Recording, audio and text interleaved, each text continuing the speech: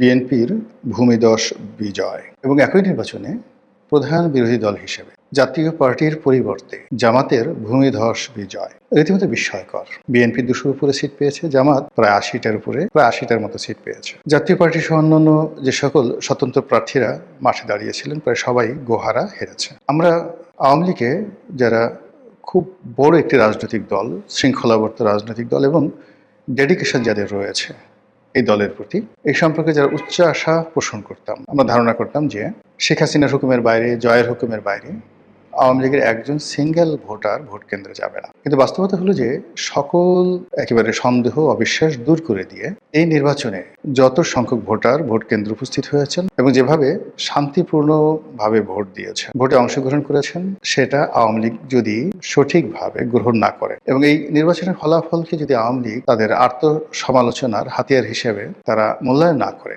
তাহলে বহু বছর তাদেরকে উদ্ভ্রান্তের মতো ঘুরে বেড়াতে হয়। প্রকৃতির যে একটা বিচার, সেই বিচারের কারণ আওয়ামী লীগের যে পতন হলো, সেই পতনের জন্য যতটা না জনগণ দায়ী, যতটা না দেশের মানুষ রাজপথে নেমে এসেছিল, কিংবা যতটা না আওয়ামী লীগ করেছে জনগণের বিরুদ্ধে, তার চেয়ে সবচেয়ে বড় বিষয় হলো প্রকৃতি এমন সব ঘটনা ঘটিয়ে দিয়েছে যে ঘটনার ফলে 15 বছরের একটি শক্তিশালী শাসনের পতন হয়েছে। এবং এই ভোটের একদিন আগ পর্যন্ত আওয়ামী লীগের যারা লোকজন তারা শতভাগ নিশ্চিত ছিল ভোট হবে না। দ্বিতীয় ছিল যে ভোট যদি হয়, তারা যারা আওয়ামী লীগ করেন তারা কখনোই ভোট কেন্দ্রে যাবেন না। এবং আমি নিজেও ব্যক্তিগতভাবে মনে করতাম যে আওয়ামী লীগের এই যে আত্মবিশ্বাস, সেটা হয়তো সঠিক এবং আওয়ামী লীগের ভোটাররা যদি ভোট কেন্দ্রে না যায়, ভোট কোনো অবস্থাতে উৎসবমুখর হবে না, অংশগ্রহণমূলক হবে না এবং 20-25% ভোট হবে কিনা সন্দেহ, এরকম একটা ধারণা আমারও ছিল। কিন্তু বাস্তবতা হলো যে নির্বাচনের দিন এই হাতে গোনা কিছু ভোট কেন্দ্র ছাড়া প্রায় সব ক্ষেত্রেই ভোটাররা হুমড়ি খেয়ে পড়েছেন। এখানে কোনো ইলেকশন ইঞ্জিনিয়ারিং ছিল কিনা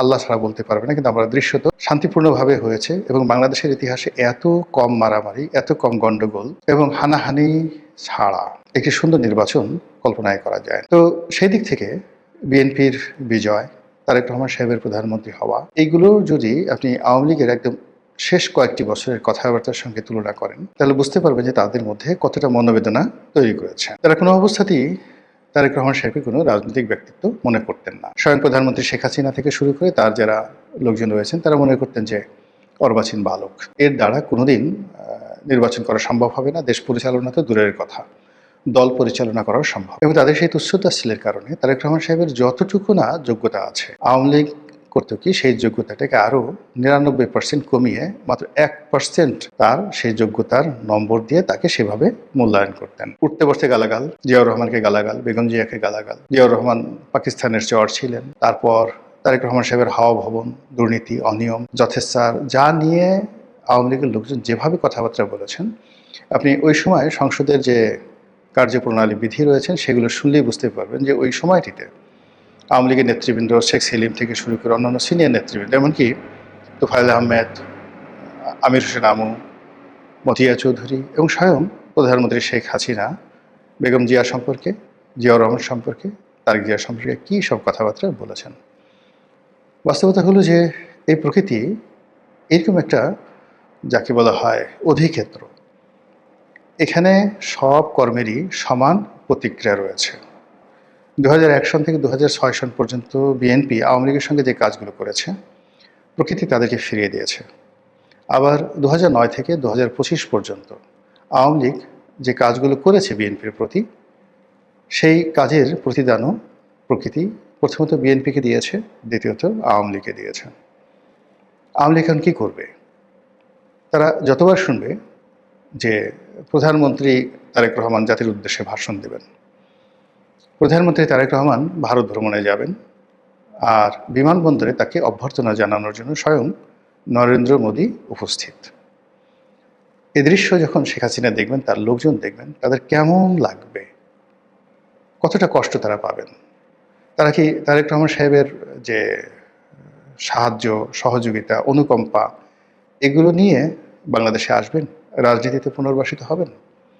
অথবা তারেক রহমান সাহেব যদি তার উদারতা ভুলে গিয়ে প্রতিহিংসা পরায়ণ হয়ে ওঠেন আওয়ামী লীগের মতো, এবং আওয়ামী লীগের লোকজনদেরকে তিনি তার গতানুগতিক বাংলাদেশের যে ট্রেডিশন, সেই ট্রেডিশন অনুযায়ী শাস্তি দেন, মামলাগুলো চালিয়ে নেন, যেগুলো আইসিটিতে মামলাগুলো চলছে সেই মামলাগুলো তিনি চালিয়ে নেন, এবং আওয়ামী লীগ যেভাবে বলতো 91-এর সময় যে মামলাগুলো হয়েছিল বেগম জিয়ার বিরুদ্ধে, তারেক রহমান সাহেবের বিরুদ্ধে সেই মামলাগুলো আওয়ামী লীগ চালিয়ে নিয়েছিল এবং বলছিল আমরা তো এই মামলাগুলো দেইনি। এই মামলাগুলো ১/১১ সময়টিতে যারা সেনা শাসক ছিলেন তারা দিয়েছেন। তো এখনও যদি তারেক রহমান সাহেব বলেন যে শেখ হাসিনার বিরুদ্ধে, আওয়ামী লীগের বিরুদ্ধে আমরা তো কোনো মামলা দেইনি, এই মামলাগুলো ডক্টর মোহাম্মদ ইউনূসের জমানায় হয়েছে, আর এখন বাংলাদেশের কোর্ট কাছারি স্বাধীন বিচার ব্যবস্থা রয়েছে, আমরা তো সেই বিচার ব্যবস্থায় হস্তক্ষেপ করতে পারি না। অর্থাৎ শেখ হাসিনার মুখের ভাষাগুলো, আইনমন্ত্রী আনিসুল হকের মুখের ভাষাগুলো যদি এখন তারেক রহমান সাহেব অনুকরণ করেন, একই কথা বলেন, তাহলে আওয়ামী লীগের জন্য কী পরিস্থিতি হবে। ১ ২ নম্বর হলো যে গত অল্প কয়েকদিনের মধ্যে আমরা তারেক রহমান সাহেবের বাংলাদেশে আগমন যত দ্রুত তিনি সিদ্ধান্ত নিয়েছেন এবং দেশে আসার পর তিনি যেভাবে নিজেকে উপস্থাপন করেছেন এবং যতটা পরিশ্রম করে সারা বাংলাদেশ চষে বেরিয়েছেন, এতে নিশ্চিত করে বলা যায় যে ২০০১ সনের তারেক রহমান সাহেব এবং ২০২৫ সনের তারেক রহমান সাহেবের মধ্যে আকাশ এবং পাতাল পার্থক্য।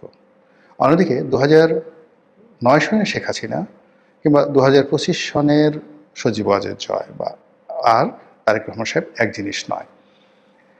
তার সঙ্গে রাষ্ট্রের ক্ষমতা, আন্তর্জাতিক মহলের সাহায্য এবং সহযোগিতা সব মিলিয়ে আওয়ামী লীগকে তাদের নীতি, আদর্শ, চিন্তা, চেতনা, অঙ্গ, ভঙ্গি, কথাবার্তা, রং ঢং সব কিছু পরিবর্তন করতে হবে।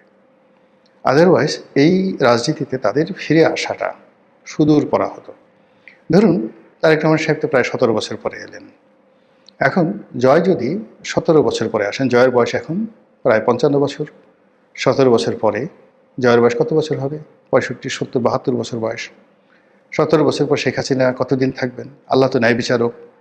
তিনি বিএনপিকে যে কর্মের জন্য ১৭ বছর শাস্তি দিয়েছেন, আর আওয়ামী লীগকে সেই কর্মের জন্য যদি কম করে হইলেও ১৭ বছর বা ২০ বছর সাজা দেন, তাহলে এখন যারা আছেন তারা কোথায় থাকবেন, কী বলবেন, কী করবেন ইত্যাদি অনেকগুলো বিষয়। আর এই যে আওয়ামী লীগের দুর্ভোগ এবং দুর্দশা, এটাকে সংক্ষিপ্ত করার জন্যে আওয়ামী লীগ যে কাজটি করতে পারে সেটা হল তওবা, অনুশোচনা, নিজের ভুল স্বীকার করা এবং জায়নামাজে বসে তাহাজ্জুদের নামাজ পড়ে মহান আল্লাহ রাব্বুল আলামিনের কাছে কান্নাকাটি করা। সুন্দরভাবে বলা যে হে আল্লাহ, তুমি আমাকে যে নিয়ামত দিয়েছিলে বা আমাদেরকে যে নিয়ামত দিয়েছিলে, আমরা সেই নিয়ামতের মর্যাদা রক্ষা করতে পারিনি।